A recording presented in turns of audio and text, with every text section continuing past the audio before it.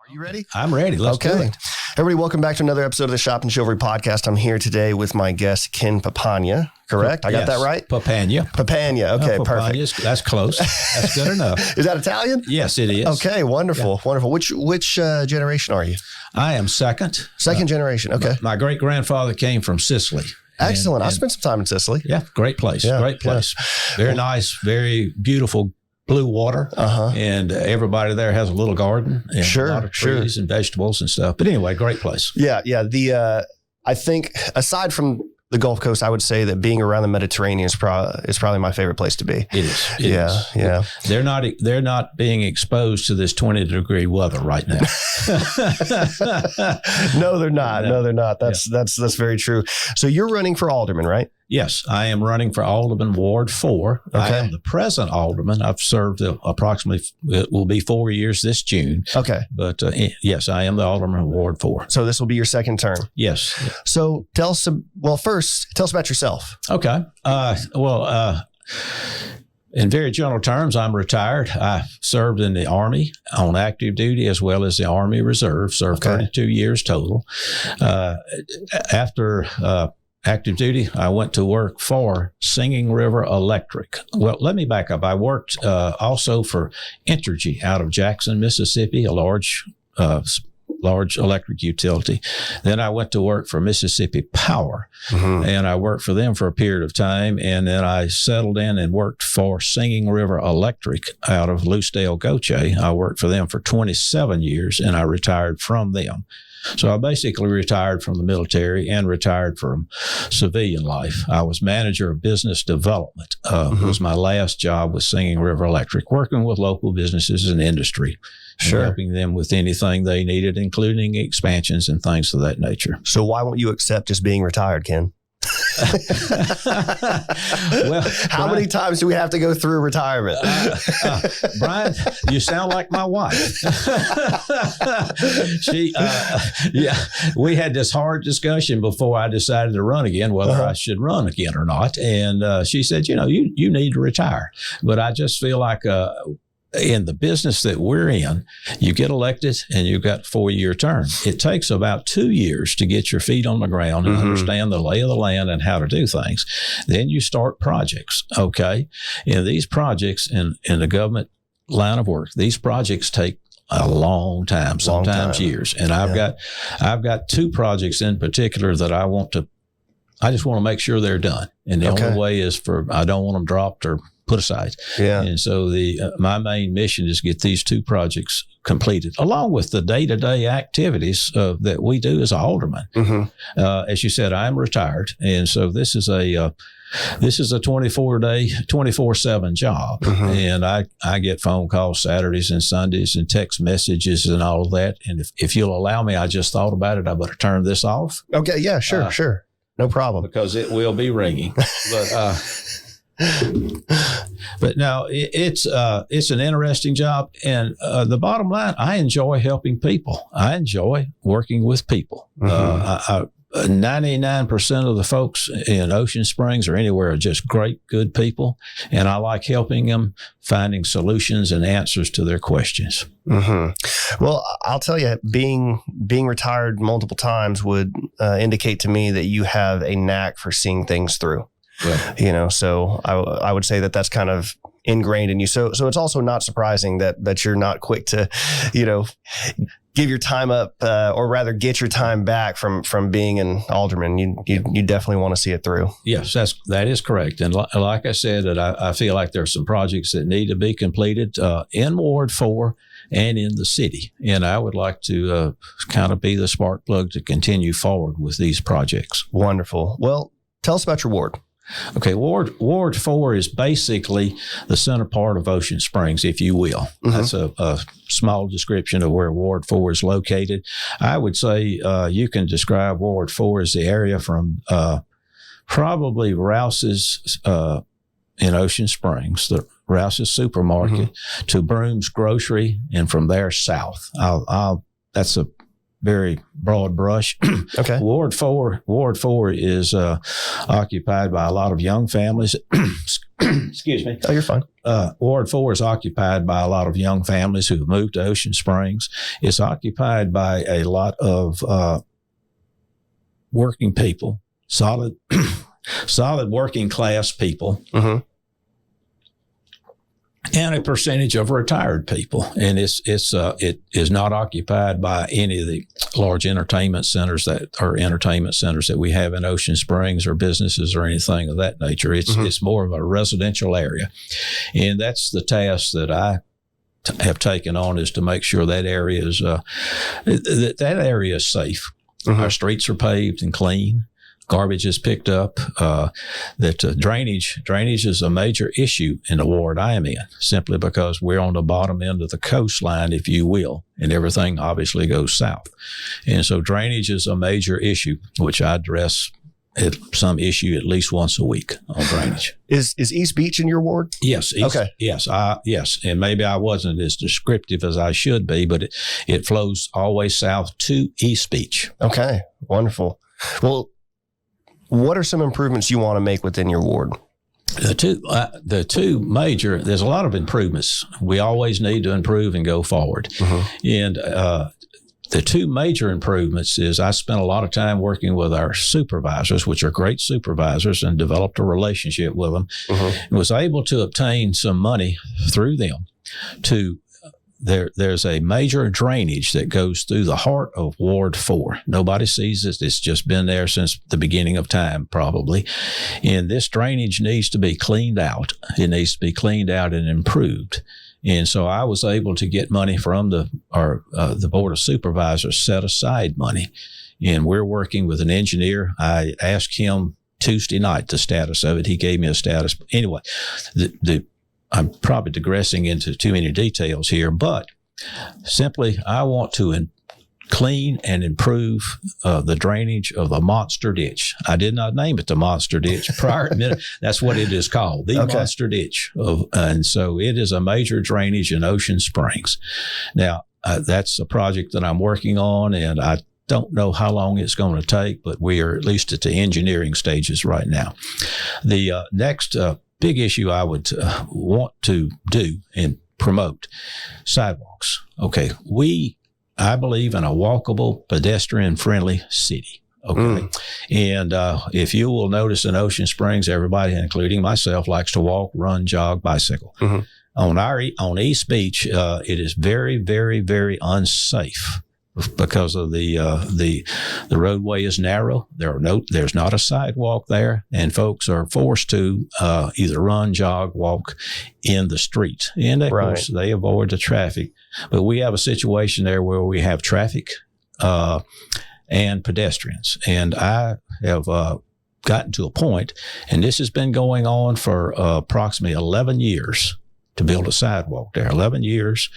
The city has spent approximately $400,000 in legal fees to address this issue. The state of Mississippi has spent approximately $900,000, $872, but anyway, $900,000, and that we spent $1.3 million of taxpayers' money attempting to get this sidewalk built, not including the time that city employees and other people have spent garnering information and giving information files, etc., to the attorneys and whoever else asked for them. With that background, we're at a point right now. We're at a point that we may be able to build this sidewalk. The sidewalk will be approximately 6 feet wide. It will be attached south of the seawall to the seawall. The engineer that has done the design has done a very good job of designing a substantial sidewalk. This is no relationship to anything else, the Front Beach sidewalk or anything. This, and the plans are available, and anybody can look at them. Okay. But anyway, we're working on that. Where can they find the plans at? Give me a call, and I will meet them at City Hall. We'll roll them out. Okay, perfect. So one of the concerns I had about a sidewalk on East Beach, well, really it's twofold, and I suppose there's a quote I heard from Thomas Sowell once before. There's no solution. There's only trade-offs, right? Correct. So on the one side, literally the one side, you have nothing but property. And so there's either, the question I had was, well, do you leverage eminent domain and start taking over that area to build a sidewalk? And obviously that comes with problems for sure. But also,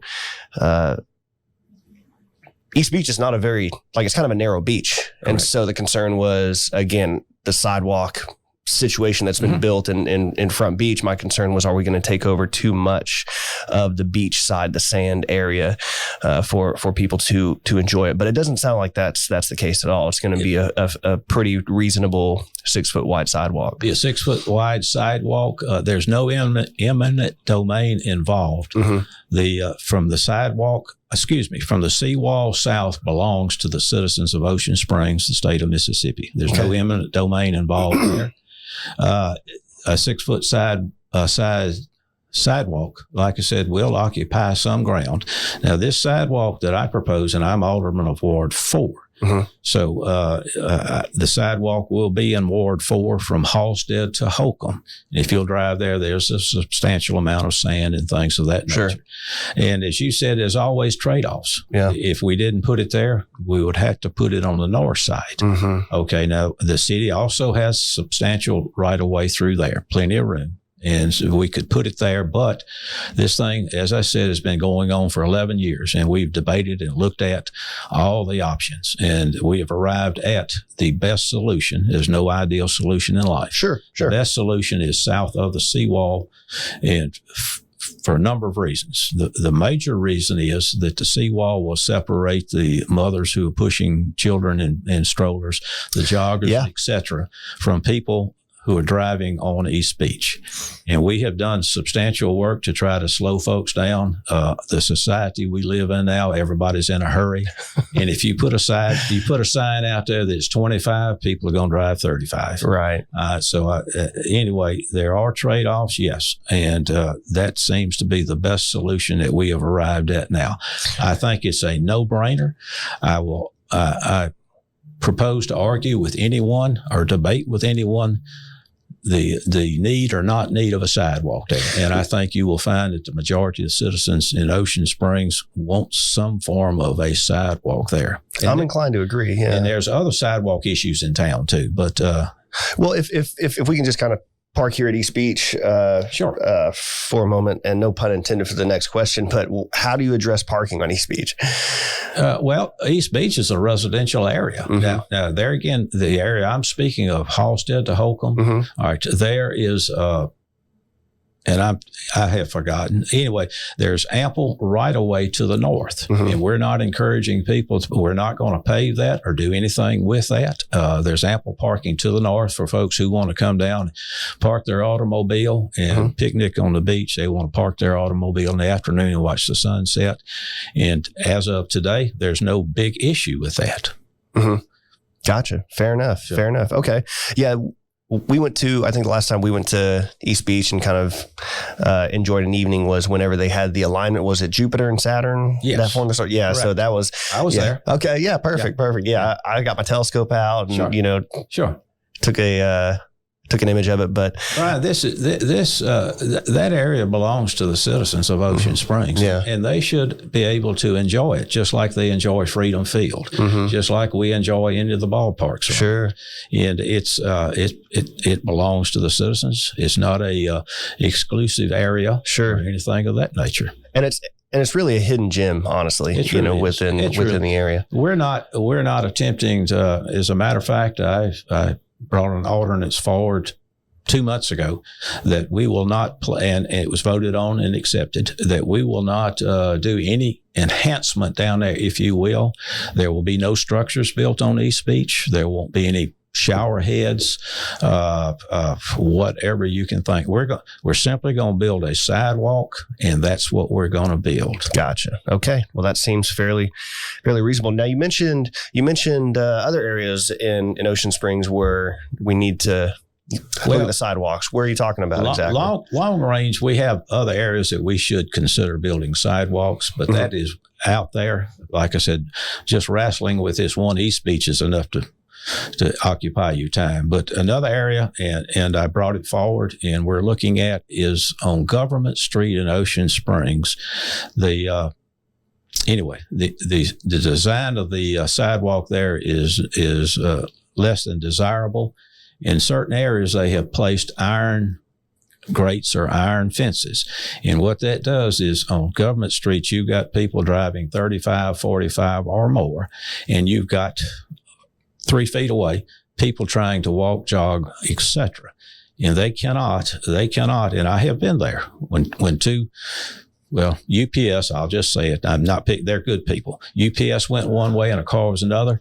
And there I was standing probably 2 or 3 feet from a UPS truck and locked in against a steel grate fence. Okay, I felt trapped and I felt nervous, and so do the citizens. So what I propose to do is come back and on the areas that have the steel grating, all right, we're going to the south, we will pipe that area, fill it up with dirt, put sod, and remove, permanently, the steel grating so that folks will have, if you want to call it an escape route or something of that nature, or at least they can walk to the very south edge of that concrete. And that's in the works as we speak. Okay. I think and that's the sidewalk area that's in your ward near the stadium, right? Correct. You're talking about that area? Yeah. By and large, now there's a small exception, and it doesn't hurt. There's a little area, and it's probably 10 feet that we can address, but the majority of it is in my ward. Okay. If not all of it, with that exception, is in my ward. And like I said, I firmly believe that Ocean Springs needs to have be a pedestrian-friendly city. Sure. And that's one of those are the 2 things that I'm involved in right now. Now, we also, in my ward, reduced the speed limit in all residential areas from 30 to 25. And I have a couple other areas. It's more involved than just waving a wand or changing signs. Sure. We went through the steps, and there's a couple areas there that still need to be addressed. But I like the idea of lowering the speed limit to 25 miles per hour. Tuesday night, made a 4-way stop on one street, which was dangerous, as well as install some nice metal posts instead of the typical U-driven. Right. Yeah, I would just like to see our area progress along those lines in attractiveness, safety, and just to the ability of folks like my grandkids or you or anybody to get and enjoy sidewalks and not worrying about and walking and things of that nature without being run over. Sure. That makes sense. Now, lowering the speed limit from 35 down to 25 also provides the opportunity for golf carts to be on the road as well, right? Correct. That's correct. Right. And is that, what are your thoughts on the golf carts within the city? Well, initially, I was reluctant, to be honest with you. I was reluctant at first, and I thought about it, and it was going to happen. And so we might as well control it and make it work. And now today, I'm glad there are golf carts. Okay. The golf carts, as long as they are registered with the city, as long as they meet the rules and requirements of the road, there's certain specifications. Sure. I think golf carts are appropriate in the city of Ocean Springs on the right streets. Right. Mike Impey was in here, and he was telling me kind of a comical story about he was the one you're the one person who voted against it. Sure. And then I guess at the state, they wouldn't approve it unless it was a unanimous decision on there. So he's like, reluctantly, I had to come back and actually cast a 4-vote, a yes vote. And I said, well, now, I mean, do you have a golf cart? I think he said he does. So that's obviously ironic, but I think I stand to be corrected. I think most of the aldermen, and I don't have one, but my daughter has one, so we share it. Yeah. There's just something cool about driving on the street in a golf cart. It's like being in a buggy on the road. Yeah, there's something neat about it. I think it's unique in Ocean Springs. We have our problems. Yeah, and you have problems with anything, automobiles or whatever. But we have a few folks that abuse it. But by and large, I think it adds character to the city of Ocean Springs. Right. So here's a question. You notice. Like you recognize that walking along the streets that have the metal grates there that prevent somebody from having an exit strategy, to get out of the way of a vehicle, feeling trapped. It's my opinion that the seatbelts on the golf cart are probably the most dangerous part of the golf cart. Because, and I say that as somebody who's happened to have tipped over a golf cart when I was younger, and being able to jump out of the golf cart is kind of a benefit. Probably so, Brian. and I'm not sure that people train to vacate a golf cart by quickly hitting the button and jumping out. They don't do any sort of jump jump training there, so to speak. Excellent point. I don't know what to tell you. Simply, we had to go by the state rules of what travels on the streets, and seat belts were one of them. Yeah, but I never thought about that. I don't know. Hey, Lord. Anyway, if that's our biggest issue in life, we're in great shape. Oh yeah, I'm inclined to agree. So let's move on. Let's take a walk down government here. And you mentioned you wanted Ocean Springs to be a pedestrian city, and I love the idea of that. Sure. And I first started looking into this years ago when I looked at cities who were creating pedestrian only areas. Bikes could be there, people could be there.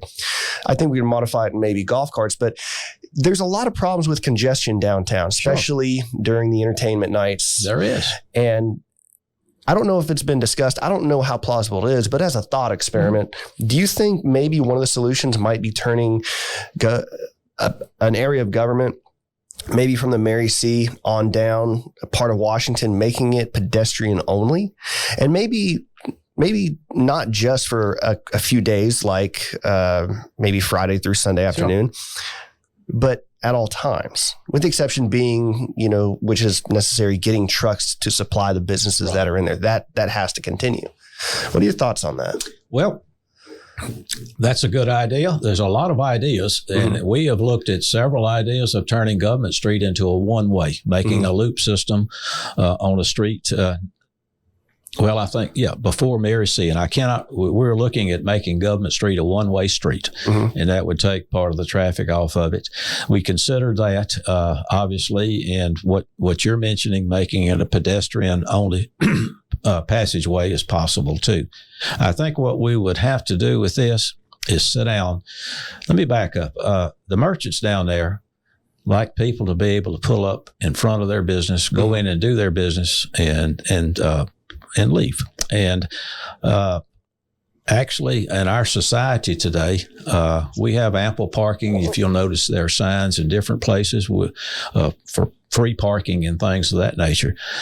We, and including myself, like to pull up in front of a business, go in and get whatever goods, and then leave. And so I think this is something that we should all sit down, the merchants and the citizens, and sit down and talk our way through this and figure out what we're going to do. We have a great entertainment center. I think it's the best one on the Mississippi coast. I agree. And I think that we could sit down and surely make it better. Everything can be improved. Right now, it's very successful. And I would entertain the idea of taking a slow process of looking at it. I don't want to do anything that discourages people from coming in here or in the entertainment center and spending money. Okay. And I agree on the traffic issue. And you can look at the opposite side of the coin too. I understand, and most citizens understand, it's congested. And you just slow down and you weave and dodge and you get through there. So there's going to be a give and take to arrive at what is good for the merchants downtown, because they are the drivers. They're the folks that have their money hung out there, and they are attracting people who come in. And our ad valorem taxes, by the way, are very substantial, and they continue to increase. Even during COVID, we thought we were going to take a hit, and we did not. And so we've got a great entertainment center, and I would suggest that we go very, very slowly with any changes there. Sure. And again, no disagreement there. My concern about a one-way street is that it's going to hurt the businesses. Sure. Because you have to vacate the people probably most likely back to 90. And my concern is they get back on 90, probably have to enter again through Martin Luther. Well, there's some other, there again, it gets back into, this is really a very concerned issue of everybody. Okay. The merchants, as well as what we had looked at some of the residential streets that we would bleed the traffic off on. And I don't have a clear view. Nobody has a clear view answer to this. Yeah. Well, and again, so, there's no solution, only trade-offs. That's all. That's all there is. And like I said, I am reluctant right now as one alderman to make any significant changes because we are successful. It is working. And what we're doing, if you'll think about it, is we're expanding the entertainment zone of Ocean Springs, if you will. To Porter, right? Yes, it's moving in the direction of Porter. Okay, and that will take a lot of traffic and folks off of the Government Street area. And so I think there are other solutions in terms of expanding our entertainment area, be it Porter. There's some other areas that are starting to come up. But I think the real answer is just to kind of slowly go through this and expand in the direction of Porter or any other direction. There's some other directions out further on Government, etc. We've got an area that will probably be very popular behind Woody's. If you'll think we're putting a new road in there, and that will bring folks to town. I use that auxiliary road as like the primary way to get to Woody's. Okay. Rather than having to get on 90 because I live down that way. I would say I do not have an answer for Government Street, and I don't think anybody has an ironclad successful answer to it. It will just take cooperation and discussion amongst all the citizens, merchants, citizens, to arrive at what we want to do. Right. And obviously the merchants have to be taken into consideration for obvious reasons. My concern about the congestion is that although we're expanding to Porter, bringing in businesses, likely attracting more people, I feel like the road situation will get to a point of diminishing marginal returns whereby the businesses themselves exist, but the ability to get to the business is impeded by the congestion problem, meaning that it'll hurt the long-term commerce viability of any additional business coming in. And so essentially, perhaps becoming more competitive within the intermerchant circle there. But that's an excellent point. We're not at that point right now. No, right. And I would say that, but we don't want to be at that point and address it. Right. Correct. Yeah. That's exactly right. Brian, these are great problems to have. I don't address this. Oh, sure. I don't address this. Our glass is half full, folks. Our glass is half full. These are great problems. Most other cities would love to have the problems we're discussing or issues we're discussing. Yeah, that's a good point. Yeah. Well, Ken, so being an incumbent, you can speak intelligently on a number of different issues. Okay. So if we can move into one, executive session. Has been a popular topic. Exactly. So what is your opinion on executive session? Well, it is a necessary function. In the executive session, we only discussed let me rephrase. We discussed personnel issues, salaries, lawsuits. Okay. All right. And any vote, when we take votes, it is announced at the meeting afterwards. So there's sure. Everybody wants to hear us talk about this, that, or the other and get down in the weeds and talk. But that's a private part of the conversation that arrives at what are we going to do with this lawsuit? What are we going to do with this personnel issue? What about this salary or that? And those are private executive sessions. Every city does that. Every city that I'm aware of does that. I've served on 2 boards prior to serving on this board, Pat Harrison Waterway District, Jackson County Utilities, and we always went into executive session about those legal issues and personnel, and that's to be expected.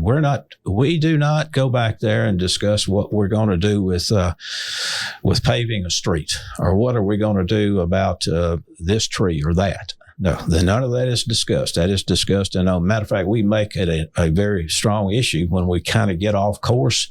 So we'll say, hey, let's get back on this.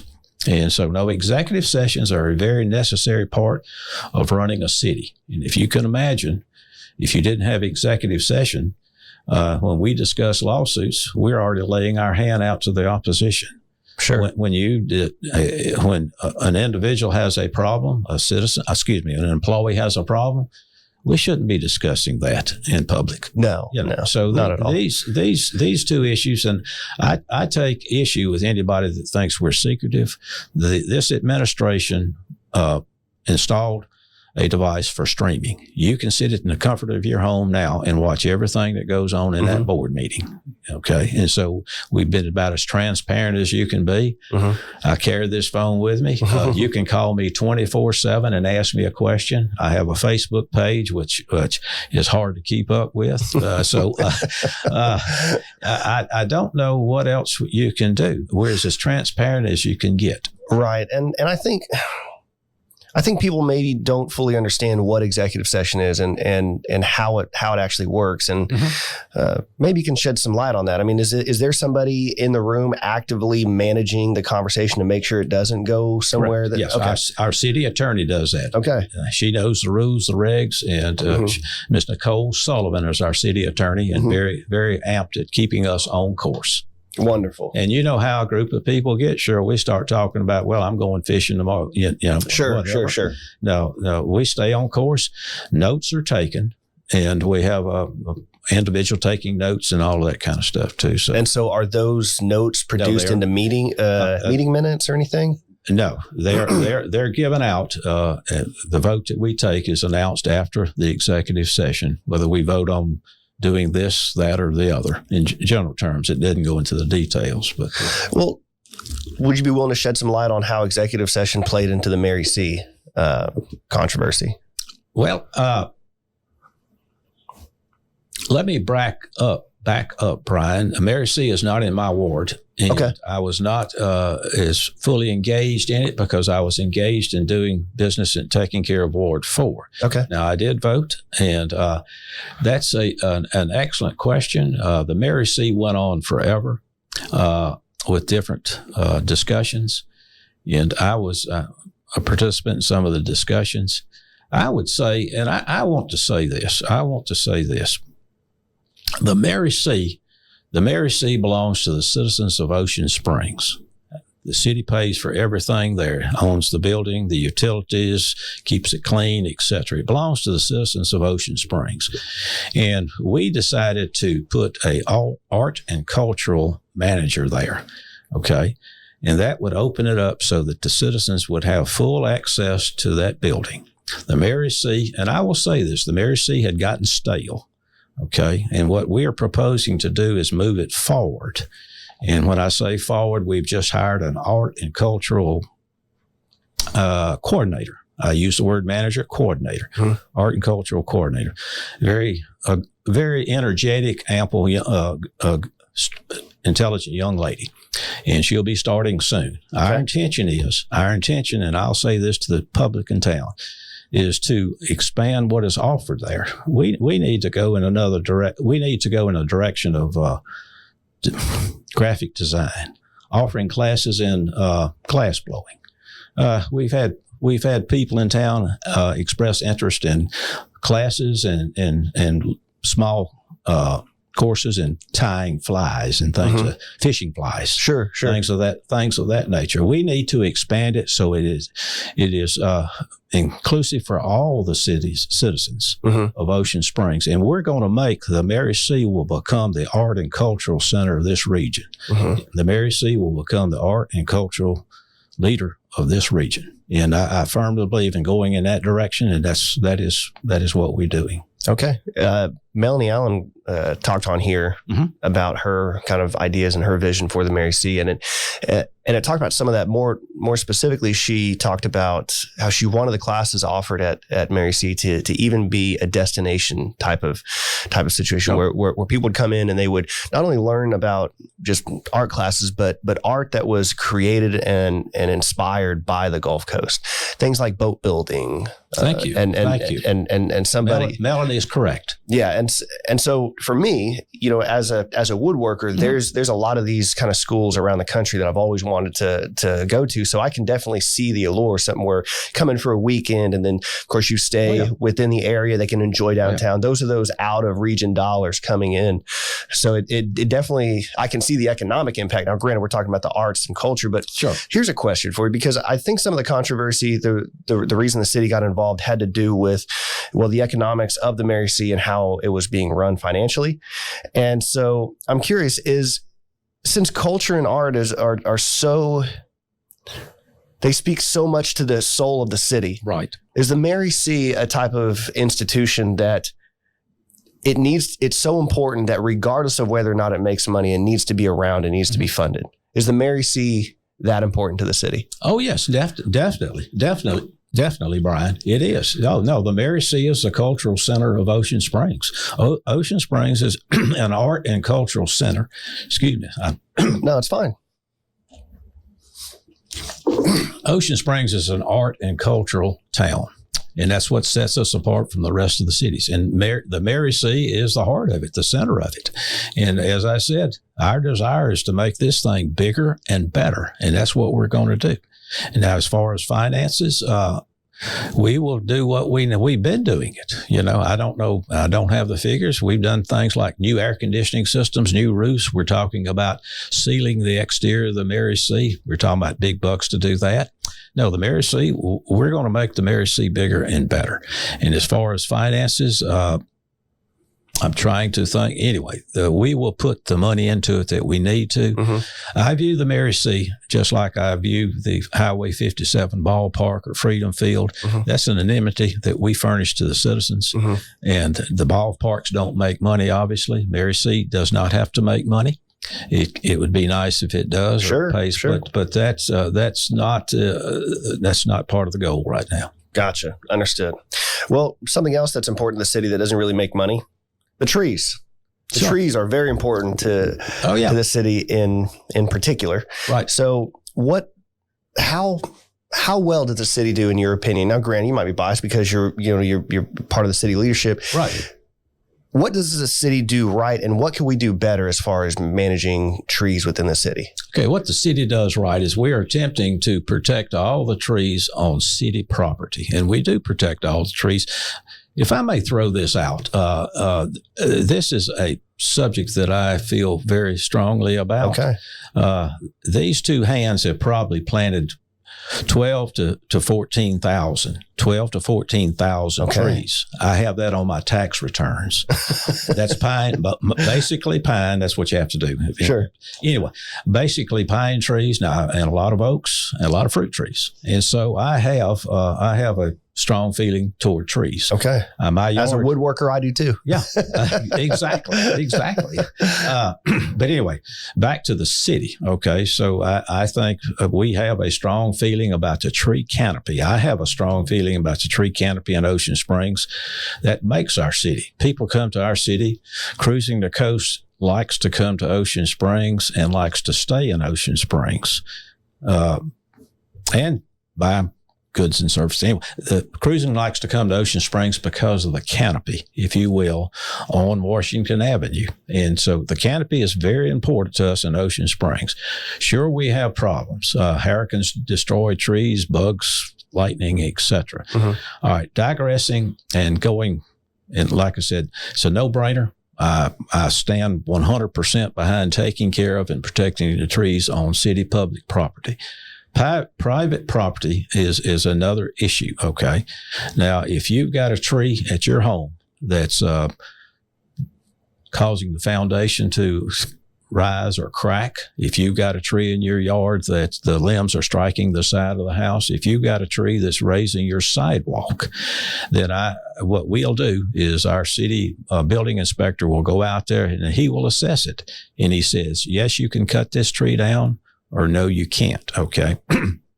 And he does a good job of doing that. And I feel like on private property, there's a balance between the needs of the citizen and the rights of the tree, or however you want to say that. Sure. And that's got to be balanced, okay? And that's what we're attempting to do. And the individual that we say you cannot cut that tree, can appeal it to me or to the alderman, and we'll go. And I can show you several in town that I won't receive a vote from that household because I said, no, you cannot cut that tree. So that's it's a tremendous balancing act. The city is not running out here with chainsaws cutting. We have too many other issues to do besides just cutting trees down. Mm-hmm. And there's a big issue about the one at Fort Maurepas. Sure, I'm glad you brought that up. I've been down there 4 or 5. I think everybody in town has been down there. We've been trying to figure out what in the world to do with it. We've got reports from arborists and tree trimmers and all that kind of stuff, as well as we've just looked at it. And this is one of those between a rock and a hard place decisions. We have a fantastic, magnificent old oak tree that's leaning over a playground and a splash pad. In several months, the kids will want, they're very popular, very popular. A lot of kids go down there. My grandkids do too. So we're faced with a decision of what we're going to do. And we're attempting to figure out if we can trim that tree back enough to make it to save it and keep it there. And that's the intention and the direction we're attempting to go now. And we're having folks look at it, and we've even marked the limbs. And you're welcome to where. I'm trying to think. Anyway, the arborist suggested we cut those limbs off to relieve the weight on that tree. Mm. Interesting. Okay. Is there any possibility that it can be kind of replanted in the ground? I mean, granted, this is an impossible question. I have zero perspective on this. Okay. I should say, but is it possible to drive some large steel, device through it and anchor it back to the ground so it can take root again? We've had a mechanical engineer look at it, and it would be an astronomical job to put steel beams, and it would detract from everything there. Sure. Plus, his question was he didn't know how long the steel beams would last, and because of the soil there is sandy muck. Mm-hmm. And so we've looked at, like I said, had a mechanical engineer do a proposal or a suggestion of putting steel beams there. I don't think there's been any solution that we haven't tried to do. And actually, we're welcome for all. I know every citizen will have their opinion, and we can't pursue 800 opinions, but I would welcome any citizen to go down and look, and they will see, I believe it's yellow tape wrapped around the limbs on where we propose, we haven't reached a final decision, propose to trim the limbs back.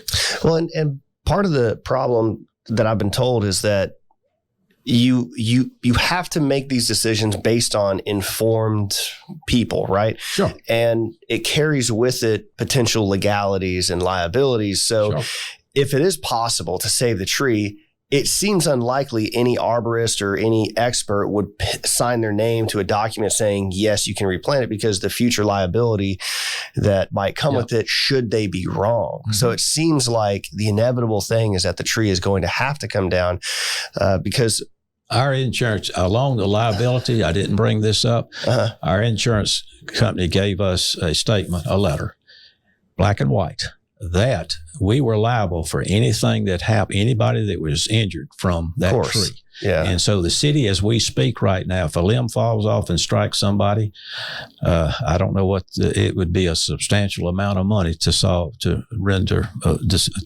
lawsuit. And so if you're somebody working for the citizens as well as the city, you have to take the perspective of saying, okay, well, we don't want to cost the taxpayers potentially millions of dollars because of this, when we could just pay the few thousands of dollars and have this tree removed any future liability. Sure. Of course. So let's say that the plan, and you haven't said this and nobody has said that this is the case. Let's say that the plan is to remove the tree. Okay. Now, we just got done talking about canopies. That tree provides a canopy to that splash pad in that playground. Are there discussions about putting some sort of artificial canopy in that area so they can have shade and, kids not be burned out there? No, we haven't discussed that part of it. What we have discussed is if the tree does come down, and we haven't arrived at that. Okay, so if the tree does come down, one of the options was to purchase a substantially large oak and plant it somewhere in that vicinity where it would not affect. And that was our plan. And we've frankly looked at the property, and we've kind of identified a place we could put another large oak tree, bring one of these companies in it, picks it up and all. Anyway. Yeah. But no, as far as putting a canopy over it, we haven't discussed that, and that's a possibility. Yeah, because I think that tree does provide that to it does. Kids playing there. And in July in Mississippi, oh man, you are thankful for any shade you can get. Oh man, you're right. You're right. Now, we will make that playground, as we've done all playgrounds. We'll spend the time and money to make it the way it should be. And wonderful. We just haven't progressed to that stage yet. We haven't even decided exactly how we're going to work on this tree. Okay, wonderful. Well, you mentioned the ballparks earlier, and that's a good segue because, the ballparks can bring in 300-400 kids in a weekend, right? But the problem is that in that same area, where do you go to stay in a hotel? Where do you go to eat? Mm-hmm. And that brings up the question of development in East Ocean Springs. So what ideas, or what's your perspective on developing East Ocean Springs, as well as potentially annexing area in East Ocean Springs, all the way up through 57? Okay. Obviously, and I was working for Singing River Electric when the ball field was built, and they approached us through our industrial development department. The city did. Mm-hmm. Past administrations many years ago approached us about trying to locate amenities at 57 and I-10. And along with Mississippi Power, substantial industrial development people, it just did not happen. That's something that we, it's the demand, whatever the word is, it has not happened. Okay. And you've got to also realize that the Mississippi tribe of the Choctaw Indians owns a substantial part of that property up there.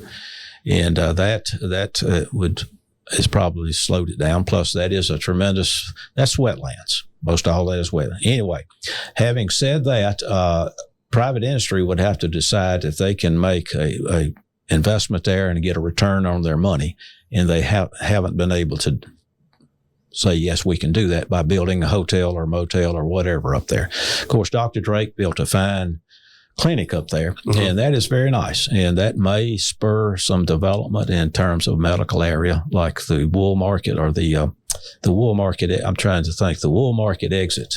Mm-hmm. Anyway, moving on, Highway 90. We put water and sewer. There's water and sewer available on Highway 90. So yeah, it's ready to go. That's ready to go. We've got an apartment project in progress right now. Right. During our administration, Farm Supply located there. Tractor Supply. Excuse me. I'm sorry. You're good. Thank you. Tractor Supply. Okay, I go in there. I should have remembered that. Yeah. They've located there. And so I feel like as things progress, Ocean Springs will move and go to the east.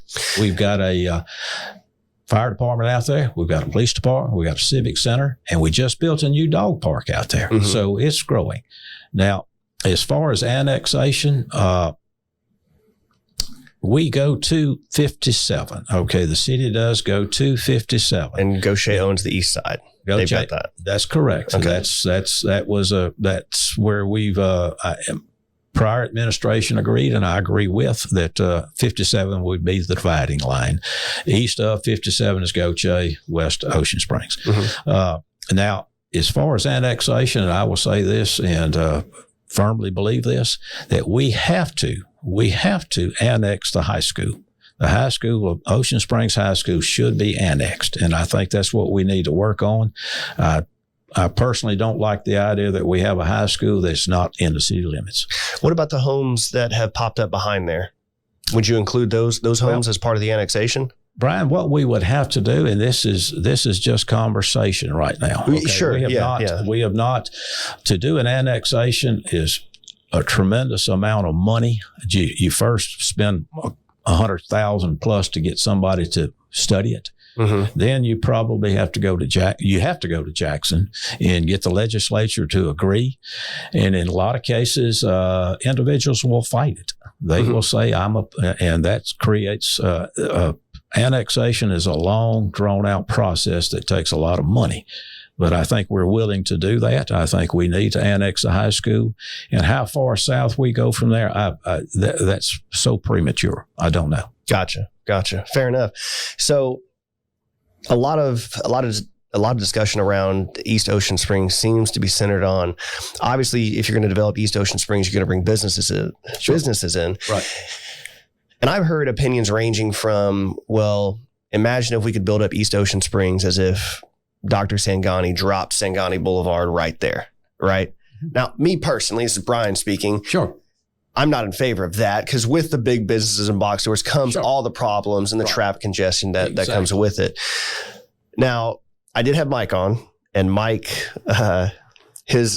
he dropped an exclusive, if you will, that the Aldi deal is happening. And so that's what he said. So it sounds like Aldi's going to be a potential anchor store there. What's your opinion on bringing in large box stores to East Ocean Springs? Within reason, yes. When I say within reason, as long as it doesn't take away from our entertainment center and the small shops downtown, as long as it doesn't take away from existing businesses. Winn-Dixie's a great example. Okay. Mm-hmm. Rouse's is a great example. As long as it doesn't cause us to close some existing businesses, I'm good with it. Aldi obviously has done their homework, obviously understands the market, obviously understands they can do some things and don't want to use the greedy word, but make money. Okay. And so let's face it, it's a business. That's exactly correct. And so I think within reason, that's what we need to do on the east end of town. I have no solutions. The east end of town will never look like government in Washington, in my opinion. So I think it's a holistic view. We help our downtown area. We help the small merchants grow. And I think at the same time, got to throw a bone to the big businesses. People want, when Aldi first announced, my wife, and this was 3 years ago, my wife and I were on a vacation at an airport in New York, sat down next to a guy, started talking to him. He understood where I was from, and he talked about Aldi. So if Aldi is people want it. So I don't, anyway. Getting off the subject here, but I think it's East Ocean Springs will grow. That's the direction we need to grow. We've got the infrastructure out there, and as far as the weaving and dodging, it is a tough challenge to develop an area and say you're only going to have certain businesses there. You're only going to have fluffy type businesses. You're only going to have, and I apologize, fluffy and, feel-good business. You cannot do that. The city and its citizens need Walmart. Goods and services. They do. The point is, They really do. And goods and services want to be on a main thoroughfare. And so what we need to do on that out there is develop it with a great appearance. We need to force the highway department, MDOT, when they widen Highway 90, which they're proposing to do it from Martin Luther King to 57, I think we should insist that we have a pedestrian pathway, a bike pathway, and it should be landscaped. I think these are the real directions we need to go. As far as controlling who builds out there, that's a tough nut. Mm-hmm. Yeah. Are you willing to say how many Dollar Generals you're going to allow in East Ocean Springs? Dollar Generals. What a successful business. These guys are fantastic. They know what they're doing. I didn't know this, but certain cities actually put in ordinances that dollar type stores, those Dollar General, Dollar Tree, they're Family Dollar, they're not allowed to have X amount within a certain mileage of them. I'm not familiar. Because I'm not familiar. They can pop up quite a bit. Yeah, and it's my understanding that there's not just the one that's on 90 that's going on. There's another one. I won't say where in Ocean Springs, but there's another one going up. So they seem to be really, really taking root in Ocean Springs. Yeah, I'm only familiar with the one on 90. I don't know of another one being built or constructed. I know there's been some feelers about building another one. Yeah, and I grew up at a time where there were mom and pop grocery stores down the street. Sure. Nobody complained. Mom and pop grocery stores down the street, small shops here and things like that. Mm-hmm. And I view the Dollar General, if it's done tastefully, as just another mom and pop. My wife and I almost weekly go to the Dollar General on Government Street and get a gallon of milk or some small items. Well, they definitely have an allure. I mean, if they keep popping up, and frankly, they're the primary competitors with Walmart. Exactly. Those dollar convenience type stores. They are. And I want to say, while we're talking about Dollar General, the one that's being constructed on Highway 90 near the foot of the bridge is going to be an attractive building. It already looks great. We looked at the elevation. They worked with us. As Dollar General goes, it will have dormers on the top, and the appearance will look right nice.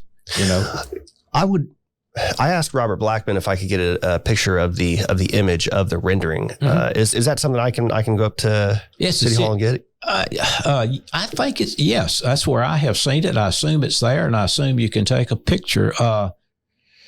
If you will go to City Hall and talk to Carolyn Martin, either Carolyn Martin or Daryl Stringfellow, it's there. It's there, and I don't. If you have problems getting it, let me know. Okay, yeah, for sure. Because I think that would be helpful. Again, yeah. I think Dollar General gets an unfair rap. Honestly, I think you would probably agree with that. But people are looking at them popping up everywhere, and I don't know, getting worried about it. But I think they're worried about the over commercialization of their small town that they love and care about, and perhaps seeing the rendering, because I've been told by everybody that was involved in that sort of process, in that acquisition and building process, that they Dollar General came and delivered a very beautiful building. Oh, so. They did.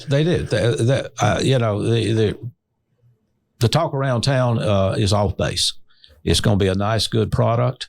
Either that or there was nothing going to be there, and it would just sit as an empty lot, and that's not a viable issue. Sure. So, and that makes sense to me. Absolutely. Okay. Well, moving back to your ward, if we can. Sure. Now, you had two other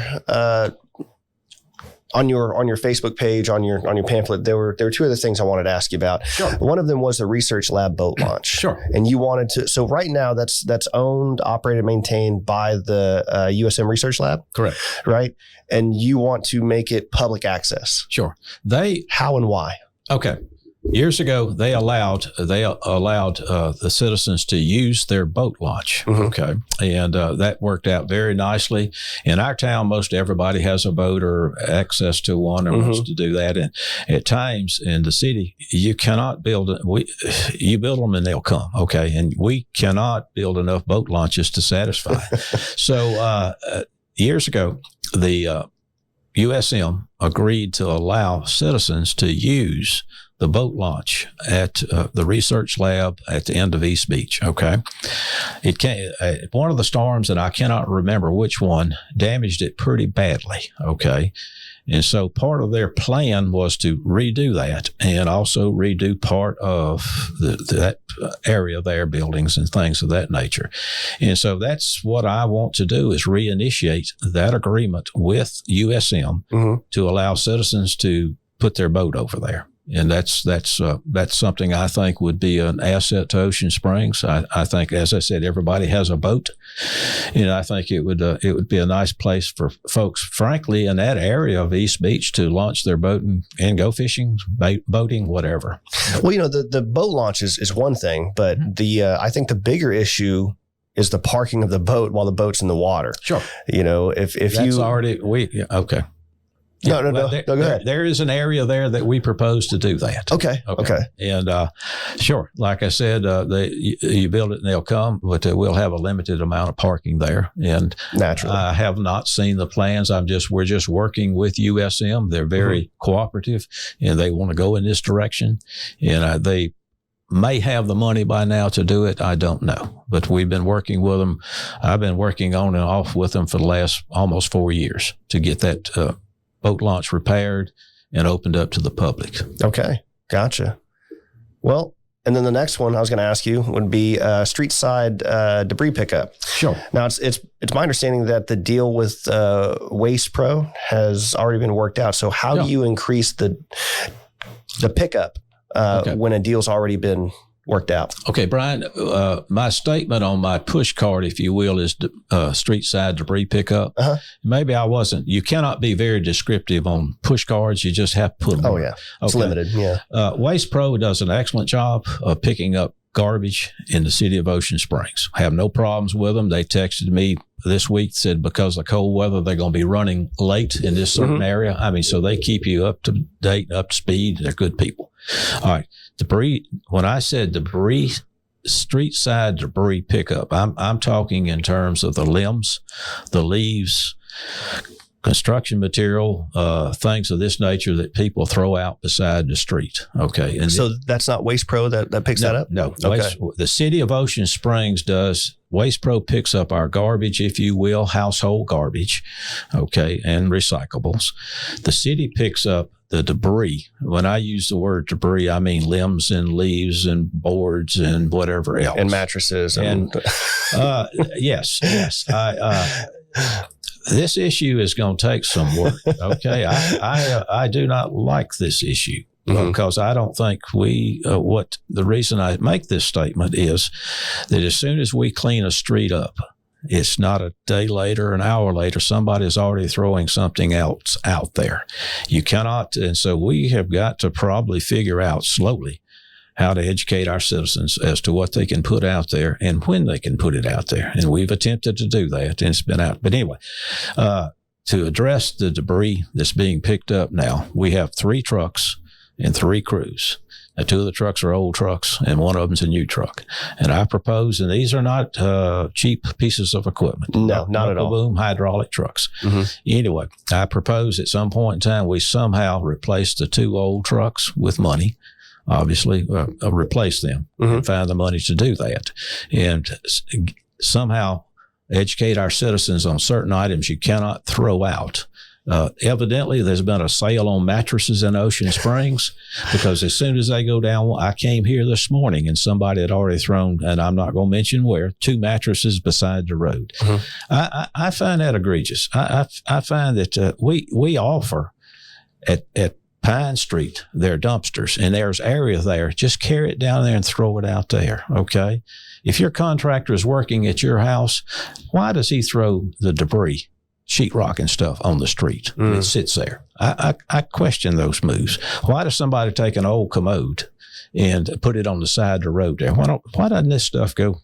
You're hitting a nerve with me because I really think Ocean Springs is a great, clean, attractive city. But we've got a little problem here with some of the stuff that's happening. And some of the contractors are guilty too, especially after Zeta. A lot of the tree trimming people, roofing people would just throw it on the street. And by the way, I must say that the city of Ocean Springs did an #1 top of the line job. After Zeta, we had a group in here. Matter of fact, we met on a Saturday, Sunday at City Hall, contracted with some folks, and said, we want you to start Monday. And they did. And Ocean Springs was the first city on the coast to get clean. You can drive in other parts of the county, and I don't want to mention names, or other counties.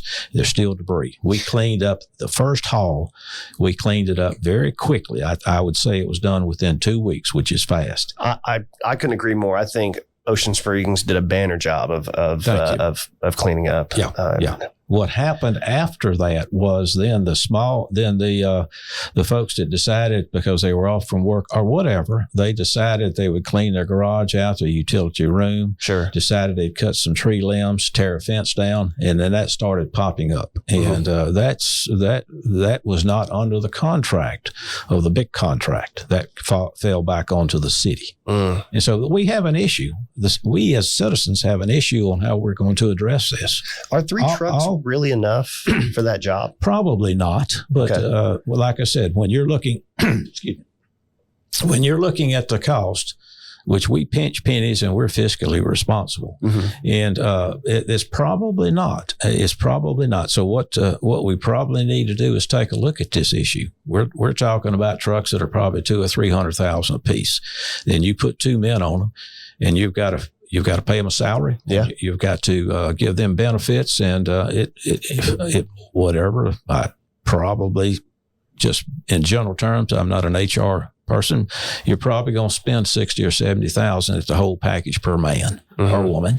And so it's not a cheap proposition. So I think it's something that we need to work at and get citizens' input. I need to say all the answers do not come from City Hall. all the answers do not come from City Hall. They come from our citizens, right? What they want to do. And this is an issue that I would like, whether I was an alderman or a man on the street, I would love to see us arrive at a solution of the debris side pickup or debris pickup, period. Yeah, I know that there are some things that people don't realize that you can't throw out. Like we were talking before this, and you'd mentioned people that replace panels in their fence. You know, the treated wood is hazardous material. You can't throw it into the regular trash, and that's probably one that a lot of people do not realize. You know. Well, they should realize that because we put it on our webpage, and we attempt to tell people that you cannot throw out treated material. Mm-hmm. You cannot throw out tires. I see tires beside I saw 2 tires left. I'm getting kind of emotional on this issue because this is something that we all need to address in the city of Ocean. City of Ocean Springs is what we're going to do about people throwing stuff out beside the road. Well, let me speak, and you don't have to say whether or not you agree with it or not, but when I see this, to me, it's a habit born out of laziness to some degree. That's Brian's opinion. Right. Okay.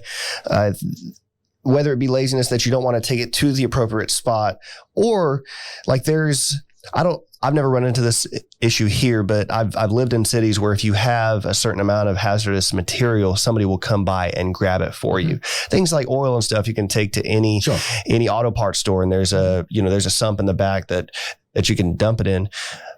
But just even laziness, not willing to figure out how to properly dispose of it. Sure. You know, throwing batteries away. Mm-hmm. You know, that's something that you really shouldn't do. No, there's a lot of that. And so I can understand why you might be frustrated because it's a bit of a personal responsibility thing that I see. Like this is your trash. This is your problem. So deal with it appropriately. Yeah. You know? Sure. That's an excellent point. I think we all need to come together and have an understanding of what you can and cannot put on the street. Mm-hmm. And maybe there's some options that we could work where the city, maybe it does pick up. I hope we don't because of the expense of hazardous material and where we have to take it and what we're charged to dump it. Mm-hmm. But anyway, I think we could work our way through this with public input, meetings and things of that nature, and let folks know what's expected and what can be done.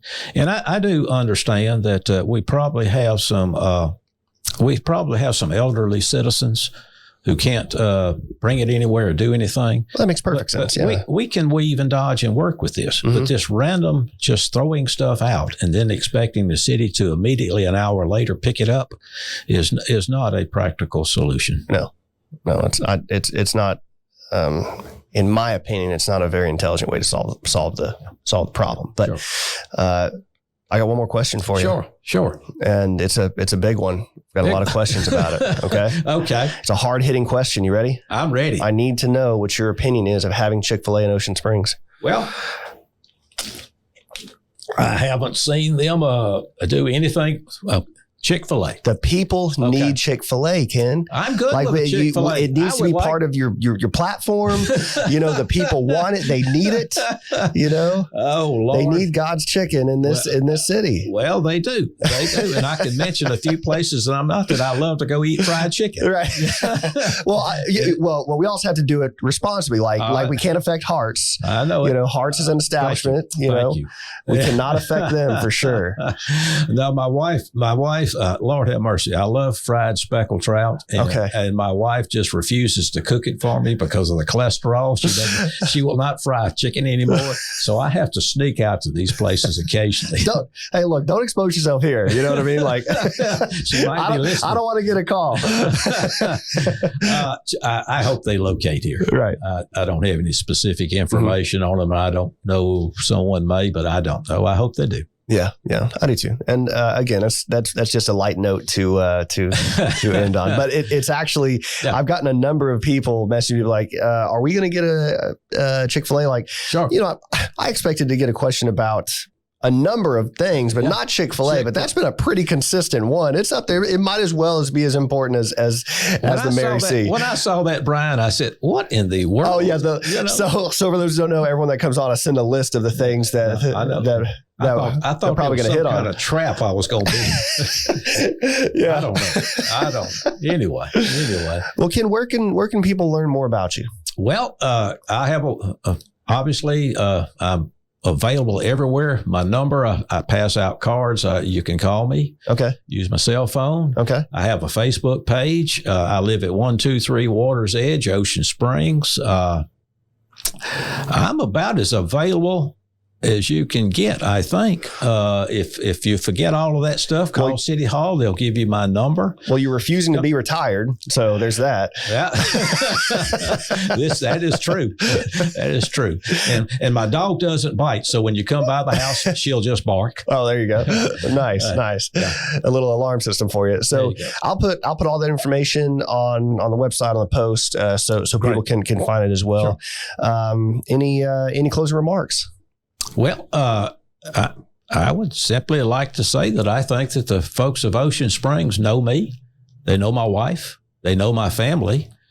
They know my convictions and my commitment to the city of Ocean Springs. Mm-hmm. And I'm going to go forward and obviously operate this campaign as I always have, and simply talking to people. It will be above board, no mudslinging. Mm-hmm. And I think one of the assets that I bring to this community is because of my maturity in my life experiences is I bring a cooperative attitude towards solving our citizens' problems. Mm. And I'm steady and calm.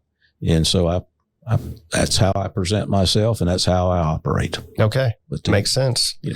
Well, Ken, I've enjoyed sitting down and talking with you, and I love your perspective and your ideas. And as I say at the end of all of these, it's the citizens benefit when they have such a diverse, talented pool of people to pick from. Correct. To represent them. I'm happy to say that you're certainly one of the members of that sort of fraternity of talent that's running and wishing to do well for the city.